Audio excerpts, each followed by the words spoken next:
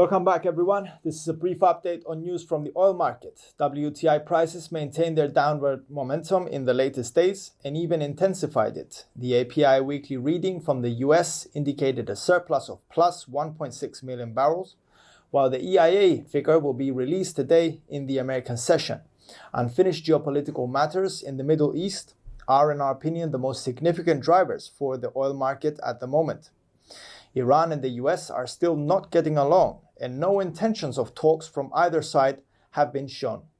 Some reports released in the previous days indicated that some American military personnel that were injured during the rocket bombings which took place in the beginning of January in Iraq have been transferred to Germany for a closer examination of their injuries.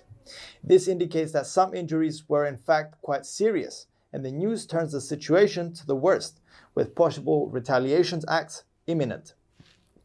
Any unexpected updates on the matter could provide possible opportunities for traders, yet caution is advised. On a separate note, interest seems to be shown between OPEC and Brazil to add the Latin American nation under the organization's umbrella, making them a member. Brazil's production levels have been very impressive, as during the previous year the country managed to surpass 1 billion barrels as an annual production figure, which is the first time the country surpasses that number.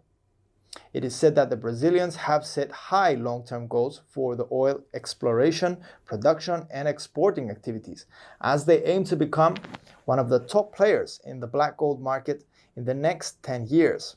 The talks between Brazil and OPEC are expected to start during July 2020. Yesterday, U.S. energy stocks Exxon Corp and Chevron Corp were down for the session by minus 0.58% and minus 0.36% correspondingly. Regarding Exxon, information from analysts states that investors may not be very happy with the firm's heavy spending to increase production, as until now the results have not been very satisfying. In January, Exxon's stock price has been in a downward momentum, and its activities may be displaying investors' disappointment, as mentioned before. Then again, Chevron has also been losing ground in January, and the downside could be even steeper than Exxon's.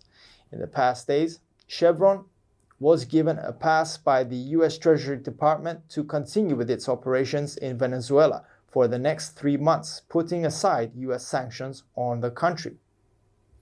As a conclusion, among the top subjects discussed in the Davos meeting in Switzerland at the moment is climate change. The subject is creating a lot of fuss, and the meeting could be setting the ground for major changes that could affect the energy sector in the long term.